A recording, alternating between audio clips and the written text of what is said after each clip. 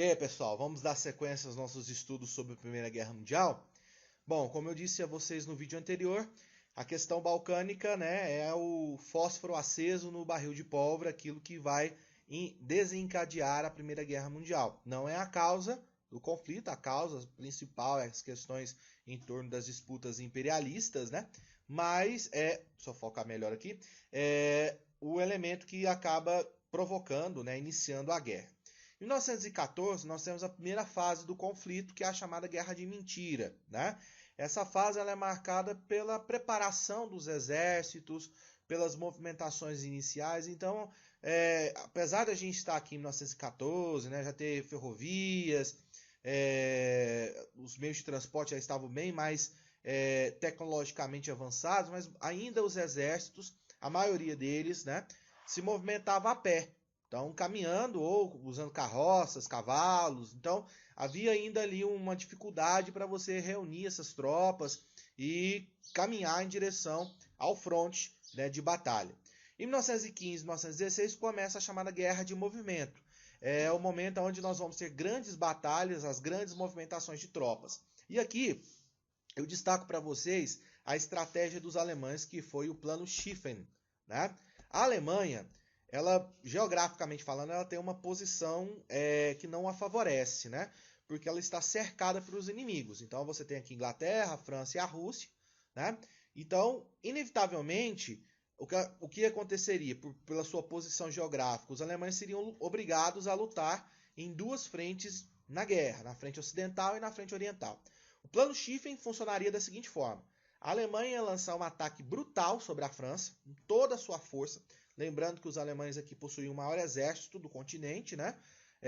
Iria atacar a França. Eles esperavam vencer os franceses rapidamente, né? Porque os alemães consideravam os franceses meio frouxos, né? Enfim. E voltariam todos os seus recursos para uma campanha também bastante intensa e violenta contra a Rússia, né? Só que não foi isso que aconteceu. Uma coisa é o plano, outra coisa é a prática, né? A gente sempre gosta de lembrar isso. Para atacar a França, os alemães tinham que atravessar a Bélgica, o caminho mais rápido a Paris, né?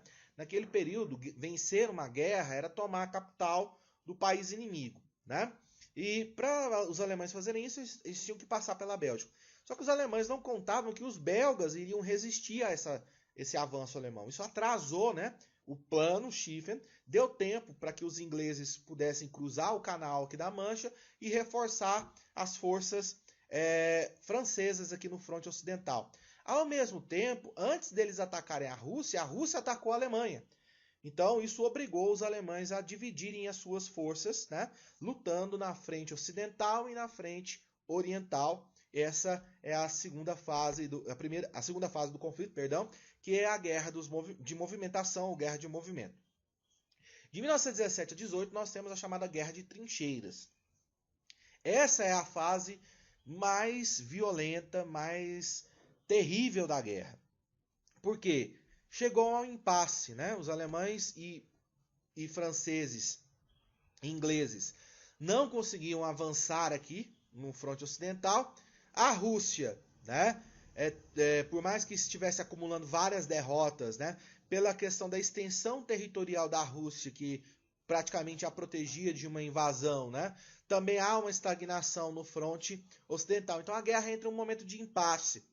E aí, para proteger os territórios que foram conquistados, tanto os alemães como os franceses, os ingleses, isso principalmente no fronte ocidental, eles construíram uma série de linhas defensivas que recebem o nome de trincheiras, né? O que é a trincheira? A trincheira é uma vala, um buraco, né, cavado pelos soldados, aonde os soldados ficam ali dentro, protegidos do fogo da artilharia, da metralhadora, enfim. E entre uma trincheira e outra, nós temos o que a gente chama de terra de ninguém, né? Uma faixa de 500, 600 metros que separavam essas várias linhas, né, de trincheiras. Você tem trincheiras que vão desde a Bélgica até a Suíça, mais de 300 quilômetros, né, de linhas de trincheiras, cada uma interligada à outra, é um emaranhado aqui de linhas defensivas, né? Então a terra de ninguém era esse espaço entre as duas trincheiras. E o objetivo da guerra passou a ser tomar a trincheira do inimigo. O problema é que essas trincheiras eram fortemente defendidas por metralhadoras, campos minados, artilharia, arame farpado, além de ser um território cheio de buraco, cadáveres em decomposição, muita lama. Resultado, o número de baixas para você tomar a trincheira do inimigo era tão alto que isso desestimulava o ataque, né? Então a guerra entrou num impasse. Ninguém tomava o espaço, né, o território do inimigo.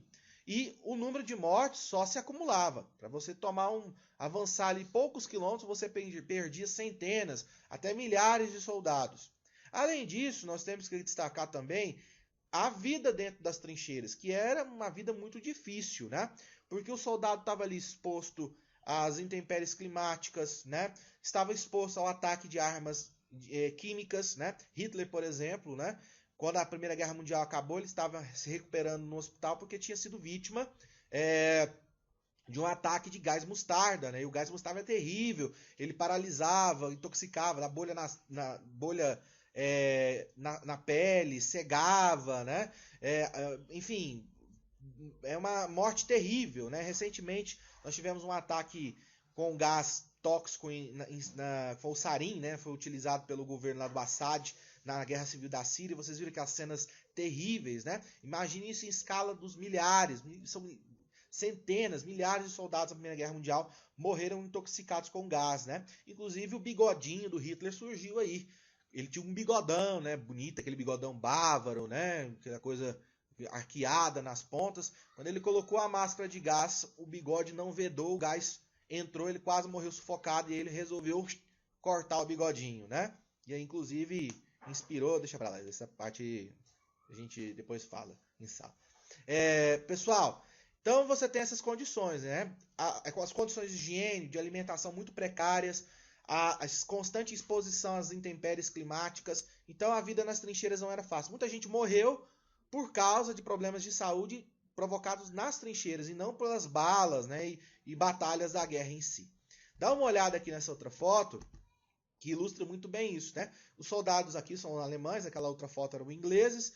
Aqui você tem a pausa, né? Os soldados estão se alimentando, dali no fundo eles estão com seus pratos, né, de ração aí, né, comendo. E aqui do lado você tem cadáveres parcialmente enterrados em decomposição. Então, imagine você ter que lidar com isso aí todos os dias, né? Com a morte, com a putrefação, com ferimentos, gente perdendo perna, tripa voando, enfim, né? É uma situação muito complicada. Isso vai provocar inúmeros traumas psicológicos nos soldados que lutaram a Primeira Guerra Mundial, tá? Bom, como é que esse panorama vai mudar? O que vai desencadear esse desempate, vamos dizer assim, né? O avanço final para a vitória dos aliados.